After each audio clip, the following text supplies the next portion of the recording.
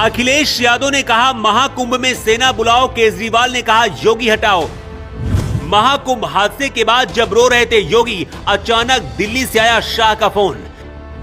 UP में जब जब हादसा हुआ उखड़ गई सरकारें, क्या योगी आदित्यनाथ देंगे इस्तीफा? महाकुंभ हादसे के बाद पिछले 36 घंटे से दिल्ली से लखनऊ तक खलबली मची हुई है। अखिलेश यादव ने प्रयागराज में भारतीय सेना को भेजने की मांग करी है, लेकिन दिल्ली से जब मोदी शाह का फोन योगी के पास बजा, उसके बाद योगी आदित्यनाथ मीडिया के सामने आकर भावुक दिखे। योगी की आंखों में वो दर्द दिखा जो महाकुंभ हादसे में अपने परिवारों को गंवाने वाले झेल रहे हैं।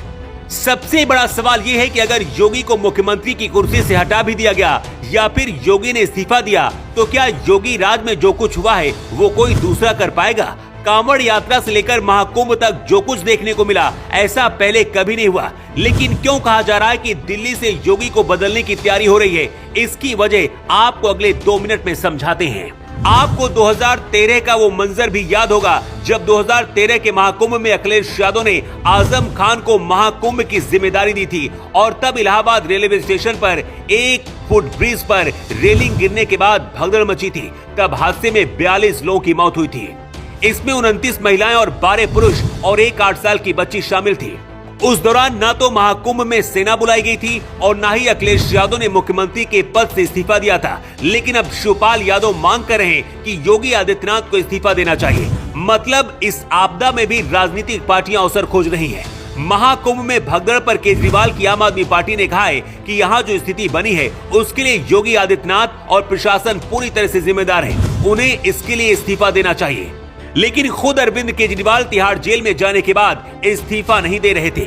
महाकुंभ जैसा बड़ा हादसा जब होता है, कई बार सरकारें गिर गई हैं। ऐसे में क्या योगी आदित्यनाथ राजनीतिक दबाव में आकर इस्तीफा देंगे? अगर इस्तीफा देंगे भी तो उसके बाद क्या बदलेगा? ये सच है कि सिर्फ 70 लाख की आबादी वाले प्रयागराज शहर में एक दिन में 10 करोड़ लोग पहुंच गए थे। लेकिन जिस तरह के वीडियो अब सामने आ रहे हैं उसे देखकर ऐसा लगता है कि भीड़ की लापरवाही भी थी। संगम के नोज पॉइंट पर रात में लोग सो रहे थे और उन्हें जगाकर पुलिस स्नान करने के लिए भी बोल रही थी, लेकिन भीड़ नहीं मानी। इधर भीड़ बढ़ती गई और इसके बाद हादसा हुआ। 29 जनवरी 2025 तक कुंभ मेला में 27.5 लाख करोड़ श्रद्धालुओं ने स्नान किया है, यानी कि करीब 27.5 करोड़ लोग। कल्पवासी संख्या 10 लाख से अधिक रही। 28 जनवरी तक कुल 19.94 करोड़ श्रद्धालु स्नान कर चुके थे, जबकि बताया जा रहा है कि अभी भी करीब 7 करोड़ श्रद्धालु प्रयागराज में हैं, जो मेला के ऐतिहासिक और धार्मिक महत्व को दर्शाता है। राहुल गांधी ने ट्वीट करते हुए लिखा कि खराब प्रबंधन और आम तीर्थयात्रियों की तुलना में वीवीआईपी मूवमेंट को प्राथमिकता देना इस दुखद घटना के लिए जिम्मेदार है। राहुल गांधी ने कहा कि व्यवस्था सही नहीं थी, लेकिन राहुल गांधी को ये भी याद रखना चाहिए कि इसी महाकुंभ में और इसी मौनी अमावस्या के दिन 1954 में नेहरू जब महाकुंभ आए थे, उस दौरान भी भगदड़ हुई थी और 1000 लोग मर गए थे। ये सच है कि शायद कुछ अधिकारियों की लापरवाही की वजह से ऐसा हादसा हुआ, लेकिन इस आपदा को अवसर में बदलने की कोशिश राजनीतिक नेताओं को नहीं करनी चाहिए। शायद यही वजह है कि जब योगी आदित्यनाथ से बात हुई तो वो भावुक होकर रोने लगे, क्योंकि इस बार का महाकुंभ दुनिया का सबसे बड़ा आयोजन है जहां 40 से 45 करोड़ लोग पहुंच रहे हैं।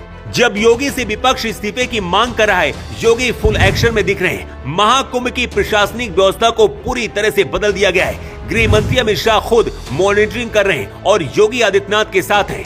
कुछ राजनीतिक पार्टियों को लगता है कि वो इसे मुद्दा बनाकर अपनी राजनीतिक वापसी कर लेंगे, लेकिन क्या सच है और क्या गलत, तस्वीरें हर किसी के सामने आ रही हैं और इसलिए जनता भी ये बात समझती है कि कमी कहां रह गई।